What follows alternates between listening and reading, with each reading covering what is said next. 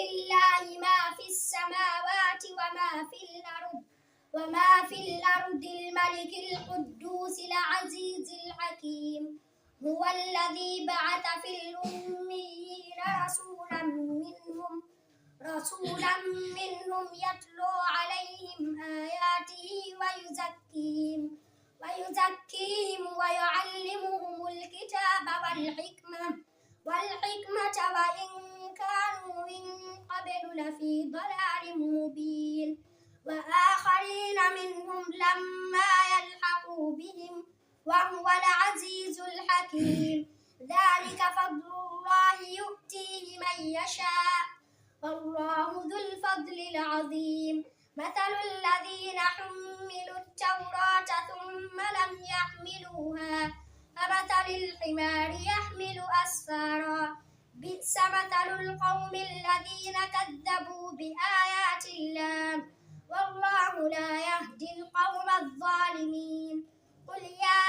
أيها الذين هادوا إن زعمتم أنكم أولياء لله من دون الناس فتمنوا الموت إن كنتم صادقين فلا يتمنونه أبدا بما قدمت أيديهم والله عليم بالظالمين قل إن الموت الذي تفرون منه فإنه ملاقيكم ثم تردون إلى عالم الغيب والشهادة فينبئكم بما كنتم تعملون يا أيها الذين آمنوا إذا نودي للصلاة من يوم الجمعة فاسعوا إلى ذكر الله وذروا البيع ذلكم خير لكم إن كنتم تعلمون فإذا قضيت الصلاة فانتشروا في الأرض وابتغوا من فضل الله واذكروا الله كثيرا لعلكم تفلحون وإذا رأوا تجارة أو لهوا انفضوا إليها وتركوك قائما قل ما عند الله خير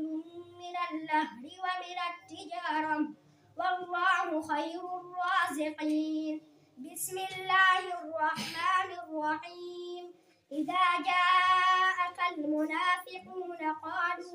قالوا نشهد إنك لرسول الله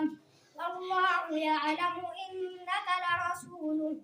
والله يشهد إن المنافقين لكاذبون اتخذوا أيمانهم جنة فصدوا عن سبيل الله